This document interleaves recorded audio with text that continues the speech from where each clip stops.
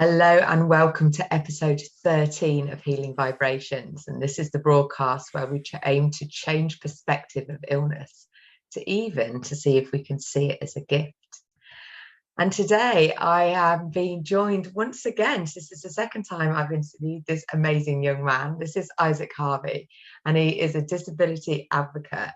And he is living a pretty amazing life, irrespective of the challenges that life has brought him. So thank you for joining me again, Isaac. And how are you doing? Yeah, I'm good, and it's good to be back again for the 13th episode. 13 episodes. So it was 7 weeks ago since we last spoke. So Yeah. tell me what's been going on in your world in those 7 weeks. Well, since then I traveled to Istanbul and Wow. took part in a half marathon skate with wheels and wheelchairs. And yeah, it was an experience because I've never been to a country like that before. Culturally, it was really something worth experiencing, but when it came to accessibility, it made London look perfect. and we got London to go a long way, but yeah, that just made London um look much better than it is. Because I always say I'm very grateful for how far we have come from London. Like 20 years ago, I couldn't even get on the bus because they all had steps onto the bus. Right. Yeah. And now we have ramps and I can use the tube, and transport for London are great. But going to Turkey had a whole new level to being grateful. There was no such thing as like accessible taxis. If I used my electric chair, the whole trip would have been impossible.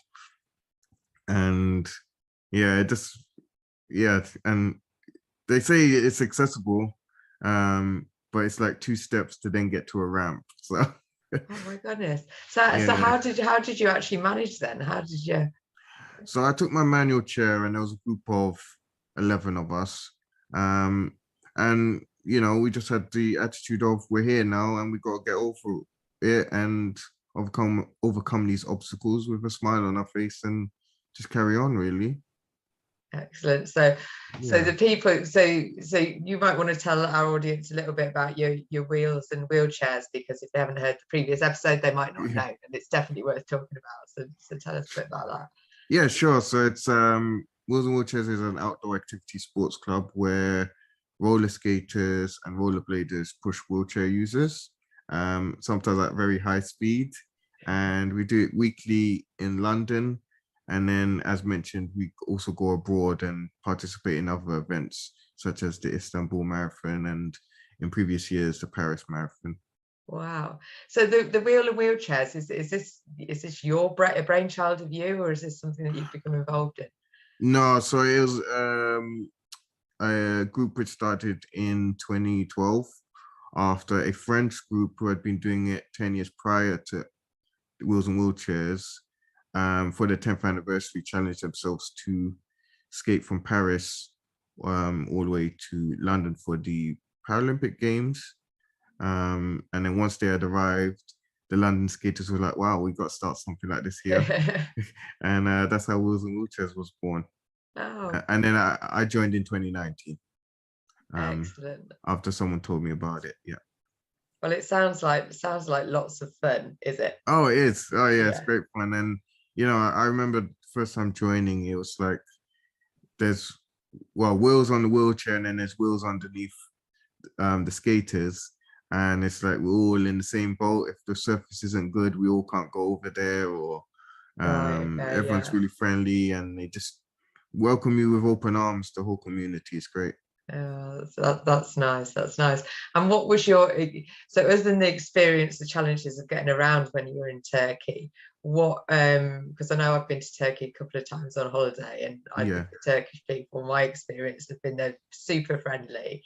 Has that been your experience, or Yeah, I mean, the locals were very accommodating. Like, for example, we'd go to a restaurant and they'll see 3 wheelchair users come in, and they'll just make the tables clear and move the chairs out the way.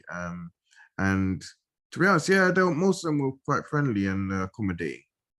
Uh-huh. And did you actually meet any Turkish disabled people? Because there must be people out there that are in wheelchairs. Yeah, so this is an observation that I got from there, and I can't talk from. I was only there for a couple of days. I can't say it from a day to day, but I, someone has a wheelchair, I kind of subconsciously look for it. I don't really think about it. I just look for people with disabilities, and we went. So there's a European side to Istanbul, and then there's a Asian side. We stayed on the European side, and I found there was only, out of the 5 days, though, I only saw two wheelchair users, and no one with like crutches or the canes that people use if they're blind. So I only saw two there, but on the Asian side, I saw at least 5 wheelchair users. I saw a lot more people with disabilities, but of course there could have been a lot of people with hidden disabilities. Yeah. And I don't know if it's like that all the time. I can't really comment, but I didn't really observe a lot. It's like here in London. I mean, I don't see a wheelchair user every time I'm out, but sometimes I can see a lot out on one day or none. So yeah, I guess it's I guess it's quite interesting to think about, really, because if it is hard, or like you say, it's hard enough to get about London sometimes, and then that's and I feel the same, and I'm not even in a wheelchair. I'm just on using a stick and can't walk very well, and sometimes it feels to me, oh God, it's a bull's ache, for want of a better word, from getting to one place to another, isn't it? And you really got to think ahead. Yeah, I mean, it was like every journey. I know most journeys now, but for a long period of time, I used to have to plan where I was going. It wasn't like I could just get on the train and get off where I wanted. You always have to plan ahead and how I'm going to actually get there. Yeah, but people are. I mean, you said before, like, it just amazes me how you get across on the tubes, and again, that would feel like a real. To be honest, it felt like a real challenge when I was fully able-bodied the first time you go on the tube, because if you've not travelled on London Underground before, it's a little bit. Yeah, it is. Yeah, it's a lot of lines and the different routes. Yeah, it can be a bit overwhelming. Yeah, it takes a bit of getting used to. Yes, yeah, but it's like I only go mainly into King's Cross, Victoria, and all that, so I find that those journeys to be quite simple. And they all know you now.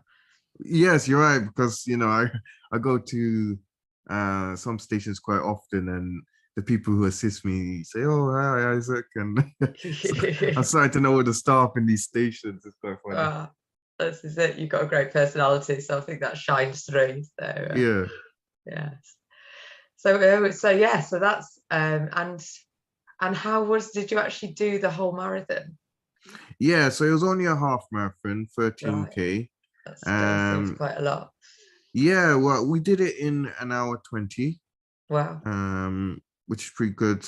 Like the fastest one did it in like 47 minutes. But we went last, which was good.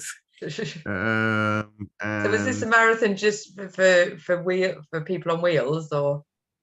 So basically what happens is there's a skate marathon in the morning, and then about an hour and a half in, then the runners do the full marathon.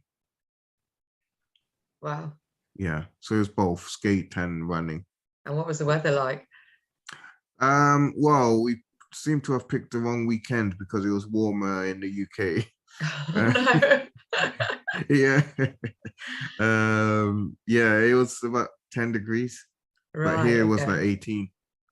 So does that mean you have to, because I'm taking it you're not if you're sitting and getting pushed along, is that hard work for you, or is there? No, as long as I wrap up warm, I'm fine. It's just I have to rely on the skaters who push me. To get it. Yeah. So did you have one skater all the way through? No, so we went. So there was a group of us of 11, 3 wheelchair users, and the rest were skaters. And one person had 3 pushers because he's a lot heavier. Right. There was another one which had 2, and then I had 2. Wow. Yeah. Wow. It sounds like a pretty cool adventure, nonetheless. Oh yeah, it was an experience, and we might be going again in November Wow. to take part in the full marathon. Oh my goodness. Yeah, Yeah, so you're becoming one of these Iron Men soon. yeah. Well, I mean, the way I see it is, if it can be done, why not? Absolutely. Well, I think you are. I mean, you describe yourself as an advocate for disability, Mm, and you are. It just never ceases to amaze me, some of the stuff you do, some of the stuff you've done and continue to do, mm. and do you think that sort of that sort of concept of, if you can do it, then you should be giving it a go? Does that sort of drive you forward? Well, for me it does, but I don't think it's like a principle for everybody because not everyone wants to do a skydive, not everyone wants to do skiing. But I mean, if you have a goal that you want to achieve, if it can be done, why not? Yeah, You know, absolutely, absolutely. and uh, most of the things is like how people have bucket lists and goals that they want to achieve. I kind of just go with the flow.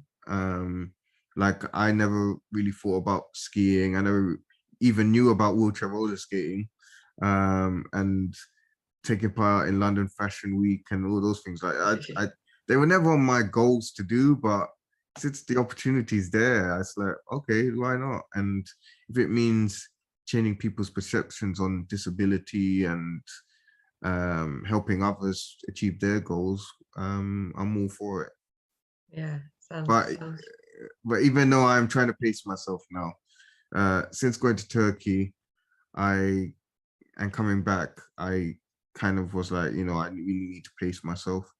Because as well as it is good doing as much as possible, you don't want to overdo it and burn myself out and say yes to everything. So I am trying to pace myself while Oh. doing these things. So Yeah. have you actually said no to a few things recently then? Yeah, I have actually. Yeah. Because the thing is, I can say yes to everything, and then it's like when it's time to do those things, we'll have all the same amount of energy for all of them. Um, it's like I want to use my full energy on all the things I do say yes to. Yes. So yeah, it's just picking and choosing what's really gonna benefit me and them, and if it's a what's the word a good connection, a Yes. genuine thing that we're doing. Yeah, it feels like an authentic thing to do. That's it. Yeah, Yeah. authentic. Yeah, yeah. So it's got to make sense on why I'm saying yes, and if I can do it realistically. Yeah. So the rest of this year, what have you said yes to then? What will we be looking forward to in Isaac's world? So more wheels and wheelchairs events. We're doing a joint event next month, actually in May, where we're going to have about 12 wheelchair users go around a cycle track. Uh-huh. Um, and that's in collaboration with another charity called the Dream Factory, who grant dreams for underprivileged children. Okay. Um, so we did it last year, and it was a successful event, and we're looking to do it again this year. So we're currently planning that, and then in August, in my local area, we're doing a disability festival, which is something that we did 2019 and Okay. 2018. And because of the past 2 years, we've not been able to do it. So this is our return to doing it face to face. So I'm trying to get people on board with that. I was actually going to message you about it too. So Cool. I'll let you know more about it. But that's happening in August. Okay. Um, and So then whereabouts is that? Do you want to tell a bit about that now? yeah, sure. So it's going to be happening in Wanstead, uh, in East London, and the 23rd of August, I think, is the Wednesday. I don't want to get my calendar up, but yeah, 23rd of August. And yeah, it's going to be a celebration of people with disabilities, and have people having information tents, and there's going to be performances, and yeah, it should be a good day. Brilliant. Yeah. And is this something that is something come from you, or is No, not me.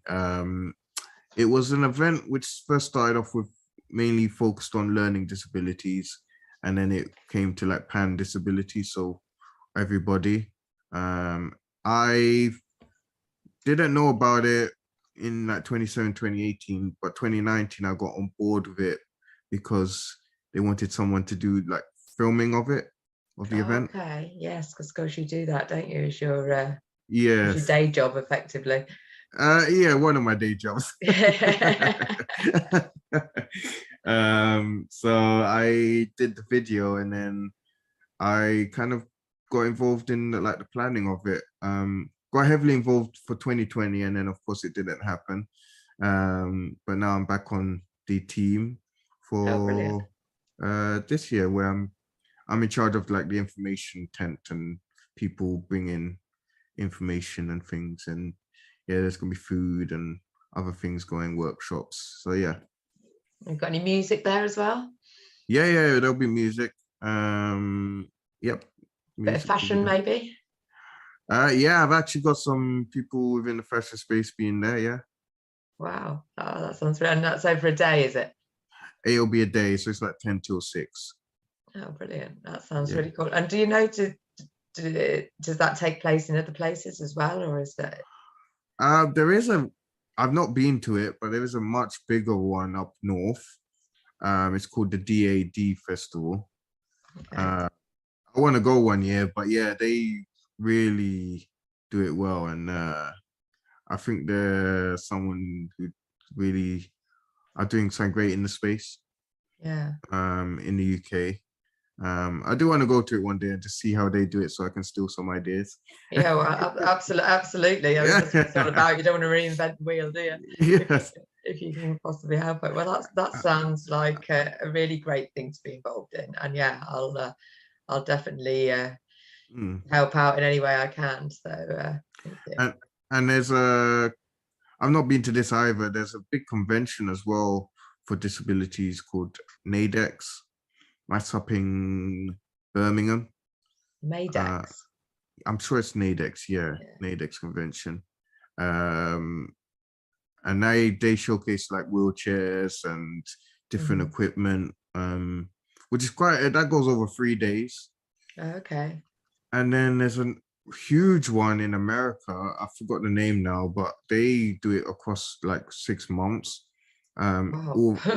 all in different states, and that's like a huge disability convention where they have performances and equipment and wheelchairs. It's like the whole shebang, really. Wow. And I want to go to that one day because that looks really cool. Yeah, well, it sounds like you've got a bit of a bucket list forming anyway. Whether you Yeah, go ahead. Yeah, we'll look out for those opportunities that can send you to those places. That'd be great. yeah. I mean, yeah, if the opportunity's there, why not? Yeah. So wow. So you've got that coming up. So does that takes quite a lot of organising, does it? Yeah, I mean, all of these events, like the one next month, requires me and others to get the skaters to say, like, yeah, we're coming. The wheelchair users, then, well, I mean, we mainly deal with the physical side of it, but the practical and the like fundraising would be done through the Dream Factory. Right. Um, so yeah, it's a lot to do. Like we need at least 3 skaters per wheelchair user. Um, then we have to get the equipment there, which is like far away for some people, and yeah, Yeah. it's going to be a very There's quite a lot of logistics of getting together. yeah. Um, So you're looking but, for skaters locally, or do they travel in? What's no, people do travel in, yeah. Mhm. Um, it's just like we just say here it is, and if you can get there, it'll be great. If not, then don't worry about it. But yeah, this is where the cycle center is, and then people have to just come. Cool. So where is your cycle centre then? If there's anybody out there listening that's a fancy skating with a wheelchair user. Yeah, it's Redbridge Cycling Centre. Redbridge. Redbridge Cycling Centre. But Yeah. we do advise, if you are interested in coming and you are a skater, that you come and join us in Battersea Park beforehand, just so you know how to push the wheelchair. Right. Okay. So if somebody was interested, would they be best to get in touch with you first? Yeah. So contact us on all social media platforms, Wheels and Yeah. Wheelchairs. And then it's like, even for the wheelchair users, if they haven't been out in the wheelchair with us before, we do advise them to have a trial run, because it's one of those things where once we start and you don't like it, we can't stop. Exactly. So Bit like a fair ride. yeah, exactly. Yeah. I've had enough now. Yeah. So we have at least with the trial run, it's like, okay, we can stop now and go back. But when it's like a race or something, we can't stop. No, that's it. So wheel and wheelchairs, and Yeah. and that's available all over the place. Yeah. Fantastic. Well, actually, let me get the date quickly. So this May the 22nd. 22nd of May. Yeah. Wheels and wheelchairs, and it was the 23rd of August. You think? I'll confirm that. 23rd of I'm August. gonna confirm that right now. It's the 24th. 24th of August. Right. Yeah, that's Let's get it. Yeah. that right. Yeah. 24th. And what's that called? Your It's mainly called Festival in the Park, but I don't think we've confirmed that. I actually have a meeting later today about it. So. Okay, well, if you confirm that and let me know, then I can share about that. And that's just open to anybody, is it? Yeah, anyone can come. Yeah. Is it buy tickets or?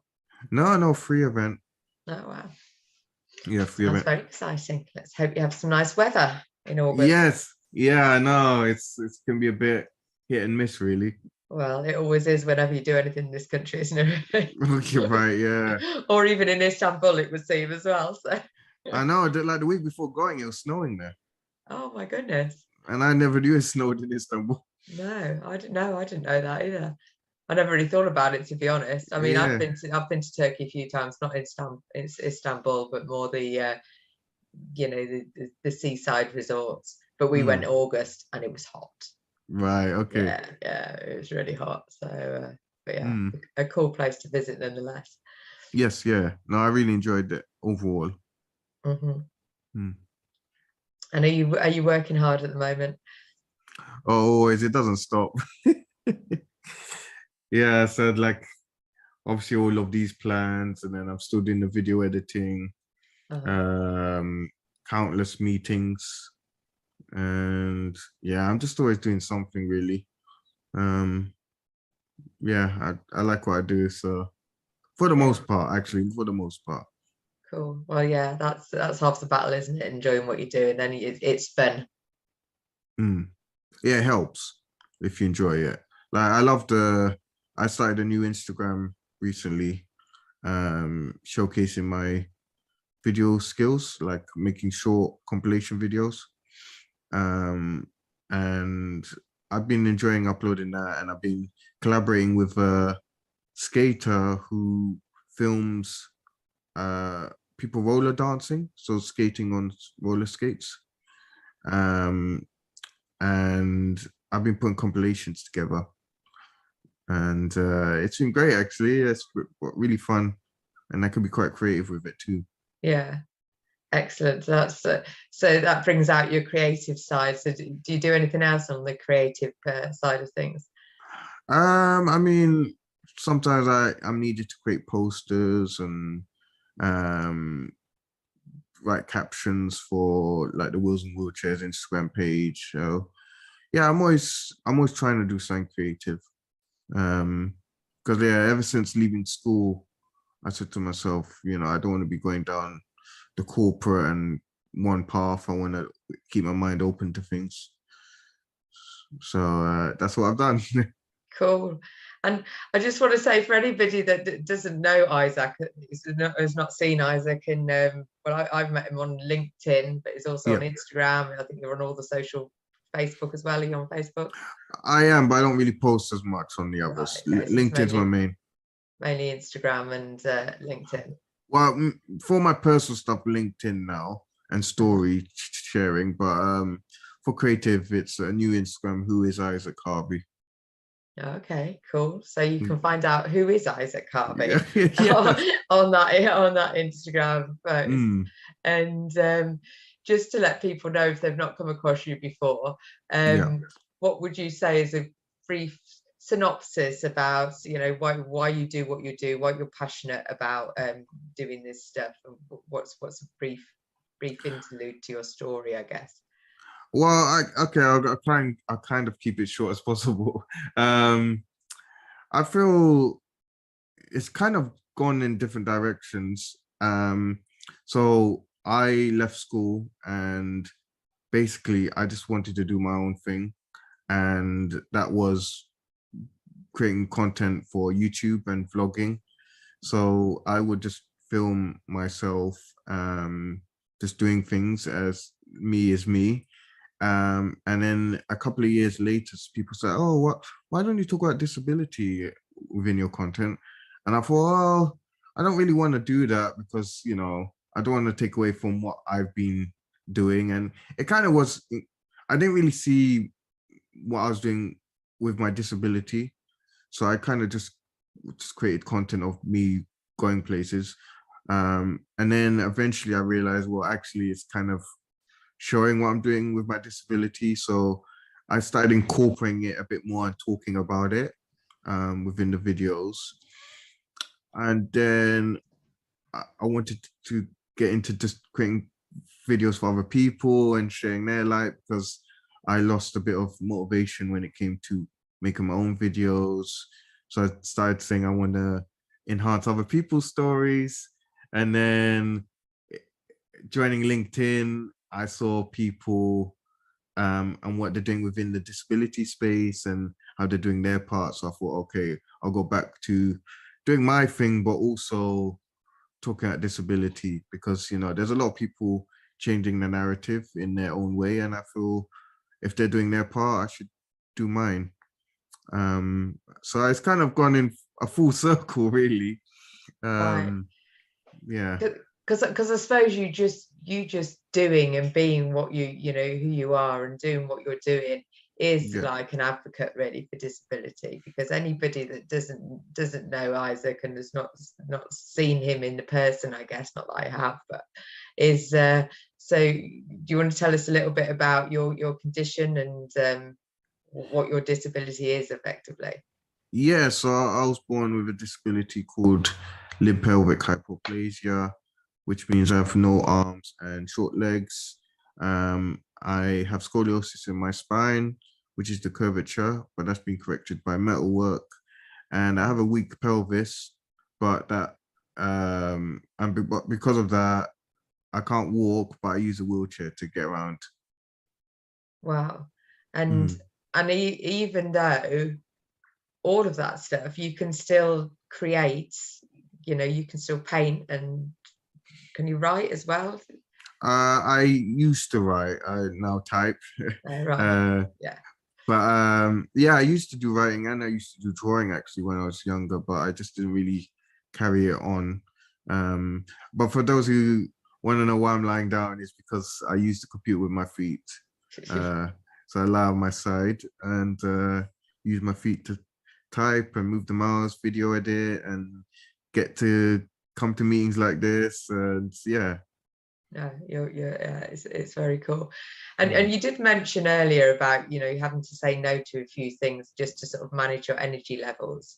yeah. So, because to me, I would imagine it would be quite exhausting to, I mean, it is quite exhausting sometimes just to work on a computer sitting normally. Is Yeah. is it is that something you've got to sort of have regular rest offs? How do you sort of manage your energy throughout the day? Well, actually, I downloaded a new software called Rise, Rize, and it tracks your work online. Okay. Well, it tracks what you're doing on the computer, and that informs you when you're overworking and when you need to take a break. Um, and I find that to be quite good. And it shows how much time you've been working throughout the day and how many breaks that you've had, and what if you've had any distractions when you've been working and things like that. So it's quite Oh, I might have a informative, go at really. that then. Yeah. Yeah, I mean, yeah, it tracks it, and yeah, it's really good actually. And I've only been using it for about 3 weeks now, but yeah, it does help actually. It's making a And difference. yeah, it is, and it's funny how that came at the right time, when before Turkey I did say I was going to pace myself, so everything's just kind of fallen together, Yeah. So as I as think, life does. well, I think it does when you're in flow. And I think, whenever I've spoken to you, Isaac, you always seem to be in flow, and you just seem to have fun, and enjoy life no matter what. It's like, um, you know, Yeah, I mean, life's too short. Gosh, you just gotta make the most of it. yeah. So do you ever have moments when you feel a bit sorry for yourself and think, oh, God, this is freaking hard work? Um, I guess no, not really. Not as much. I mean, uh, before I got to like the breaking point, I had this kind of negative emotion which would uh always dawn on me.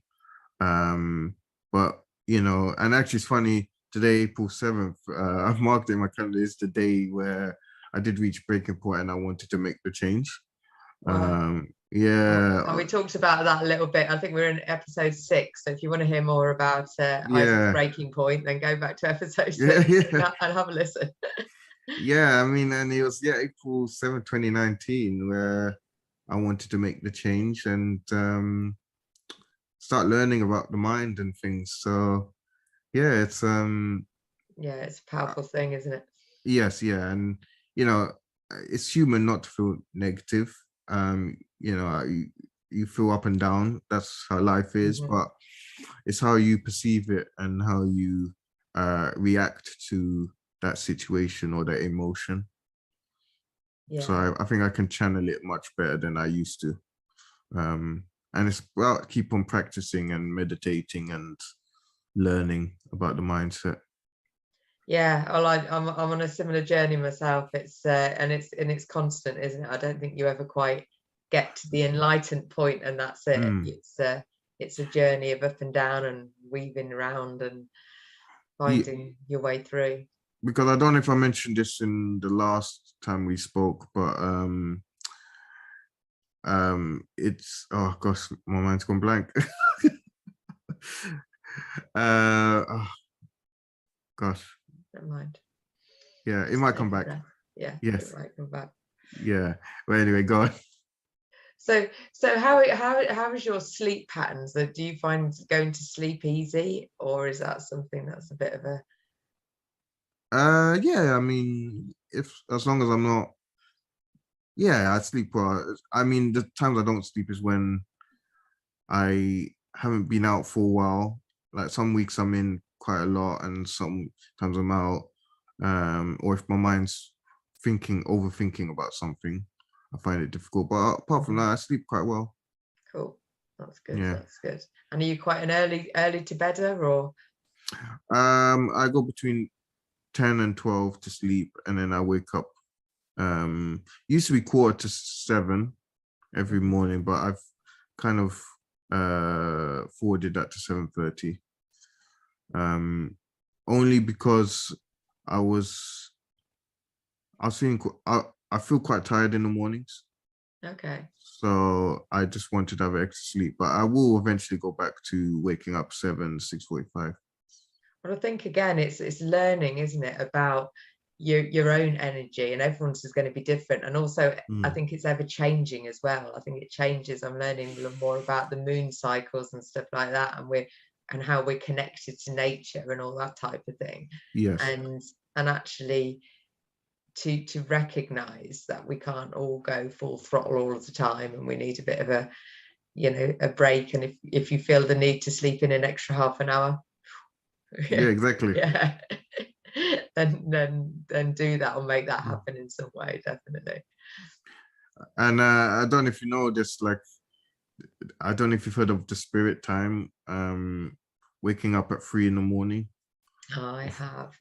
Yes, and if you wake up naturally, it's like you're within the spirit time. That's a good time to meditate. Yes, and or to get ideas come through to you, isn't it? And maybe to do some writing or something. But like you say, just to meditate and get into that nice space that we can all get into. So what's your form of meditation, your favorite at the moment?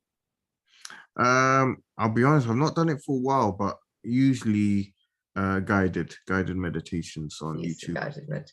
Because you know how I like to end my little little podcasty things. That's still not quite a podcast. It is on my things to do, to actually turn it into a real podcast and not just something that I'm sharing on social media. And we got to 13 episodes, so I'm pretty proud of that. That's pretty cool. So thank you so much for being a part of that. And no, that's fine. Yeah, and sharing some of the stuff that you're getting on with. And it's just incredible. I think the wheeled and wheelchairs just sounds so much fun. And no, it's great fun. Yeah, and the festival in the park, or whatever it ends up being called, is definitely something that people need to look out for. And if you're in London, then go visit and see. I suppose it's more around recognizing that being disabled doesn't have to end anything. It doesn't. Things might be different, but that's not necessarily a bad thing. Yeah, I mean, well, at the end of the day, everyone's different. Yeah, they certainly are. Yeah, everyone's different. No one person's the same. How they think, how they do, the situations that they're in. Yeah, everyone's different anyway, so you've got to embrace it. So would you say, because with the whole concept of this broadcast, and see it's changing perspective of illness and disability, really to see it as a gift, would you see that your illness has been a gift, or is that a step too far? The way I like to put it is, I was speaking to someone this week actually about this, and it's like, if I wasn't born with a disability, would I have been pushed to do all the things that I've done and become a high achiever and get to meet with like-minded people for change? You don't know, but I feel I wouldn't have it any other way, really. And life's good, and I've been able to achieve a lot. So yeah, I guess you could interpret it as a gift. We've all been put on this earth for a reason, so we've got to, as I said, make the most of it and embrace who we are and what we can do, rather than what we can't, and be ourselves, because no one else can be you. Yeah, beautifully put. So have you actually done any motivational speaking on stages and stuff? I have done, and it's something that I'm working on this year, to do it without a script, because usually I would have a script that I would read, but I feel if I'm going to be a speaker, I need to do it without really planning it. So I haven't done one on stage yet. I've done like this online, but I'm doing my first one in a couple of weeks. So I'm a bit nervous about it, because I'm gonna have like a semi plan, but also I want to do more where it's conversation. Yeah, well, it's easier like this, isn't it? Because then if you forget your words or whatever, somebody else can fill in for you. Yeah, and I feel I can get more out if I'm speaking to someone. I know one day I'll have to get really good at just doing the presentation and talking, but for now, I want to do it as like a Q&A. I prefer to do it that way. Yeah, it's more comfortable. So have you come across Toastmasters? Yeah, this is probably the 100th time someone's told me about this. You're getting nudged in that direction somehow. Yeah. I know, I need to do it. God. Yeah. Go check it out. It will yeah, you'll love it. It's Mm. I've thoroughly enjoyed my Toastmasters experience. It's a shame you're not up in the Midlands. You could come along to Godiva Speakers in Coventry, but there'll be loads of clubs in London. Because I'm planning maybe next month, at the end of next month, or July, coming up north. Okay. I'm going to be going to Manchester area, so it might be an excuse to come see you too. Yeah, well, absolutely. If you're passing through, then Mm. let me know, and we'll see what we can organise. That'd be lots of fun. Yeah, I mean, I've been to like Birmingham, Nottingham, and many other places, but Manchester's not been one, and Coventry I don't think I've been to. So yeah, it'll be an experience. Yeah, absolutely. We like Mm. experiences, don't we? Oh yeah, of course. Life is all about a selection of experiences, one to the other, and it's really what you make of those experiences and how you see those experiences. Yeah. Because when a thing happens, it's not necessarily a good or bad. It's just a thing, and it's how we see it makes it good or bad. And a bit like what you were saying when you were in Istanbul, I can't say the word, in Turkey, Yes. and you were trying to get about and come up to challenges. You just have to see them as exactly that, a challenge that you can, you can teamwork it out, and you can get through it, and you got around and you did what you needed to do, and you met some great people, I'm sure, and had lots of fun.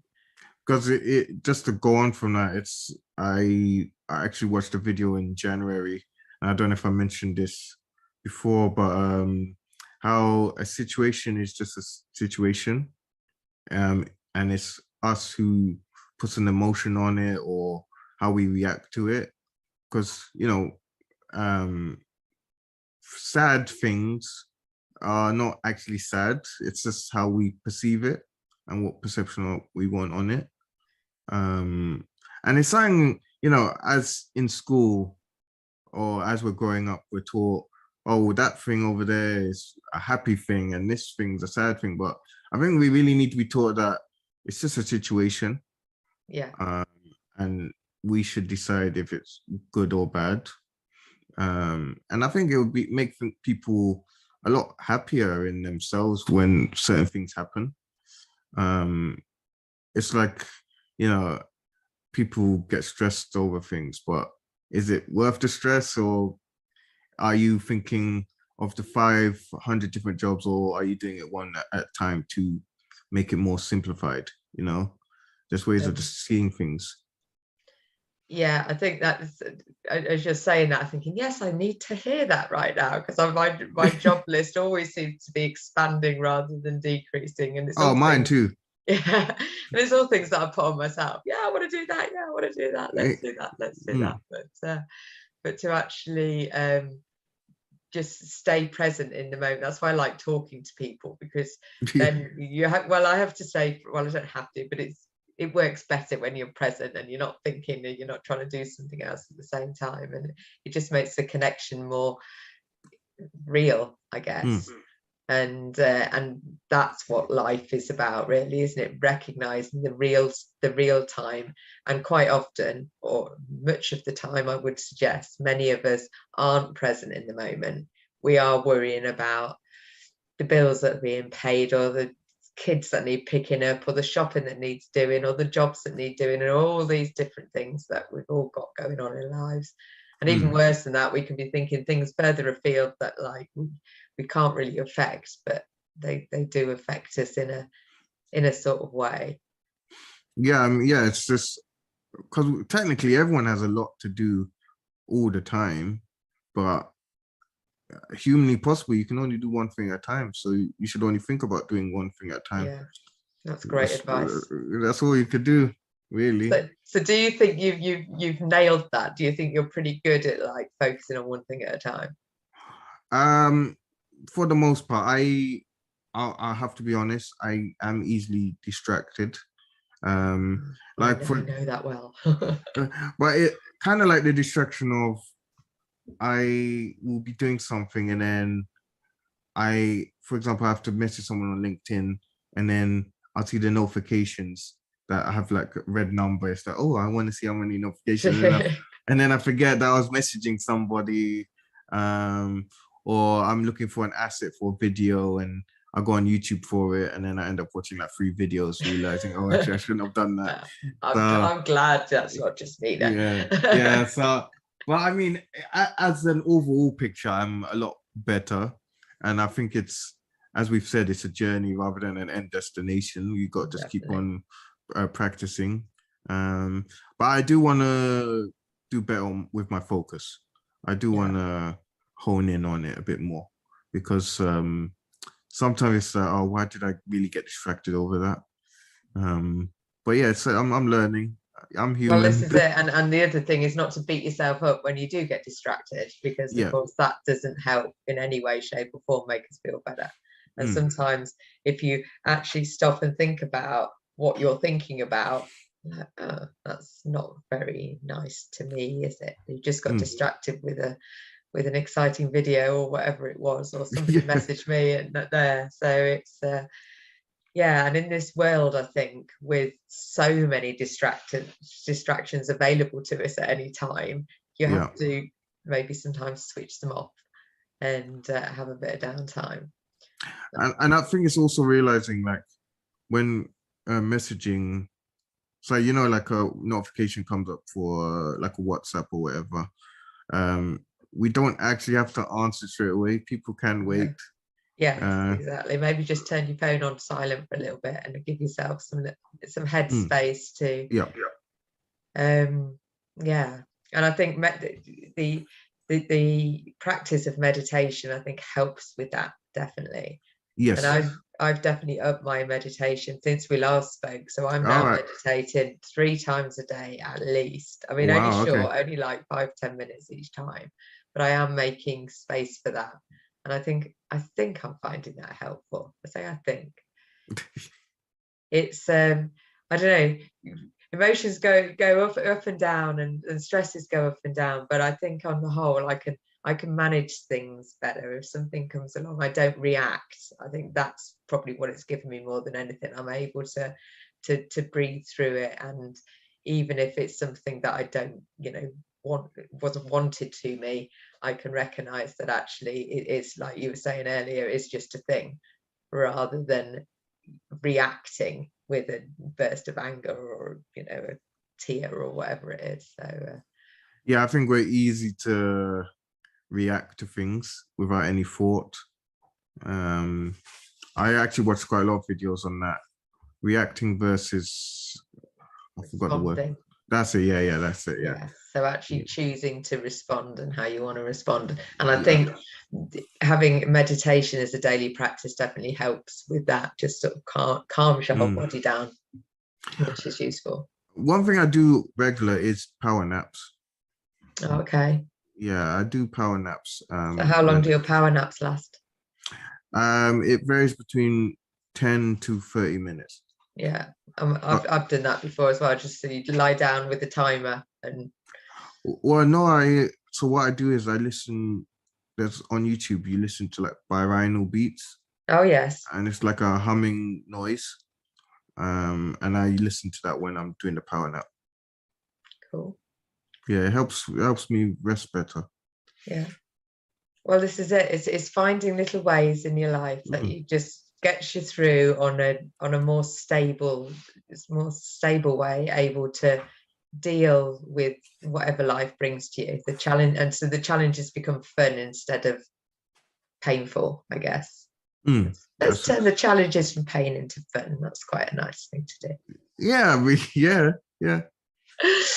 Well, we're coming to the end of our hour. I can't believe it's nearly an hour over already, and it's always a joy speaking to you. And you know how I like to end. I like to end with a little meditation. So you're happy if I take us through a little bit of guided breathing? If you want to fall asleep, that's fine as well.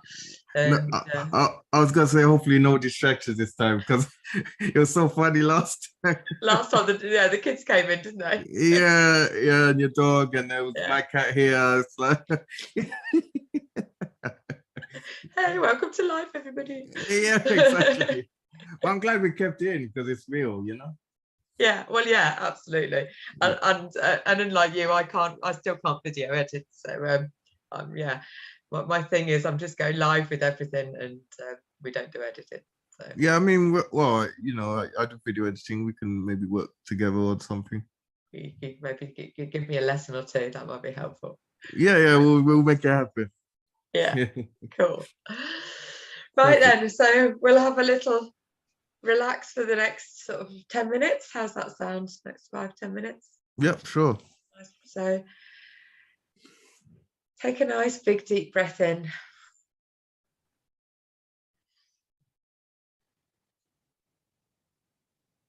And then gently release your breath. And next time, breathe in. But as you're breathing in, just notice how the breath feels as it's filling up your stomach and your chest. And then gently release. And notice again how your body feels. And the next breath in, and hold it for a couple of seconds once your belly's full.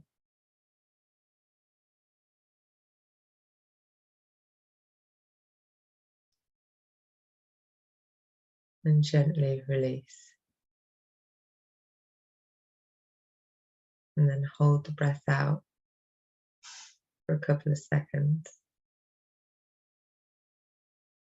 And then breathe back in. And this time, as you hold your breath, just notice how quiet everything is when you're not breathing.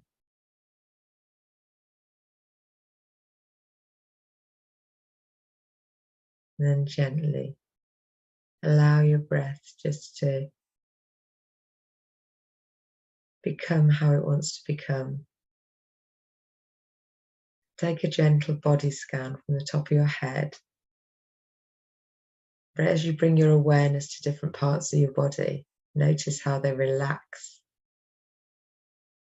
Imagine your awareness is a light shining. So we start at the top of your head. And as the light shines, it relaxes you totally. Then bring the light down to your face, your eyes,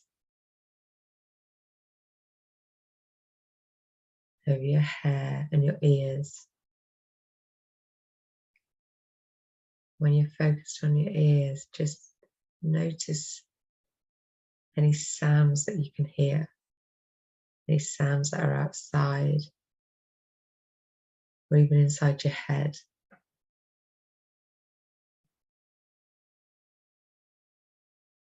And then bring that awareness light down your face, your mouth,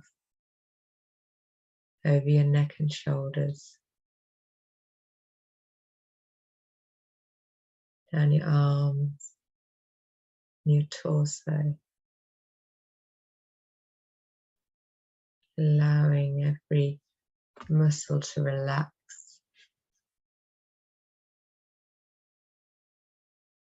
Notice how you can feel the support of the chair or the couch beneath you. Bring your awareness down to your legs and your feet.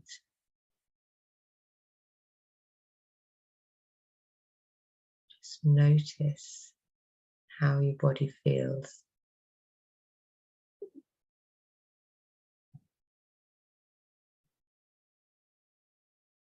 Your awareness to your breath again. This time as you're breathing in, imagine you're breathing in the energy of the earth beneath us. It's finding its way up through our breath into our bodies and giving us beautiful grounding energy.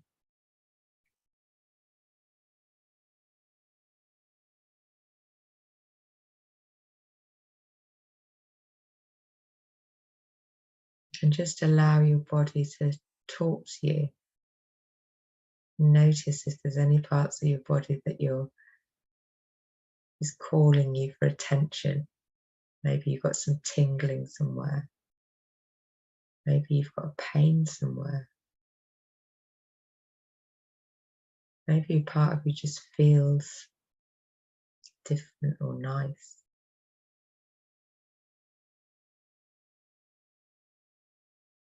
Allow the healing energy of the earth to soak through your body with your breath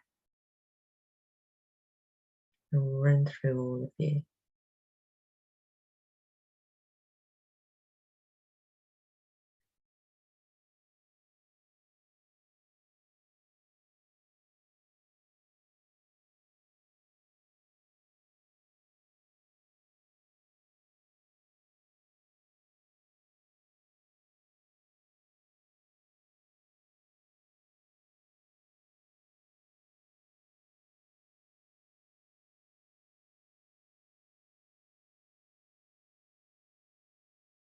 And notice the stillness that you're feeling now.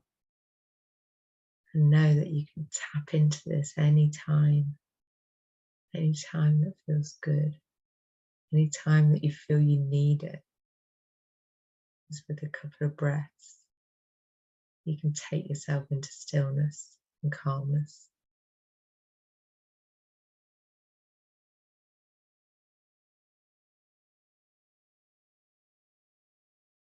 Bring your awareness back to your breath.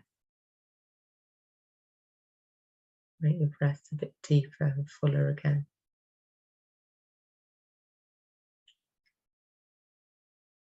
And bring your awareness to parts of your body. Give yourself a little wiggle. Shake your shoulders a little bit. Maybe move your head from side to side. Put a smile on your face. And when you're ready, you can open your eyes. Just smile at the world.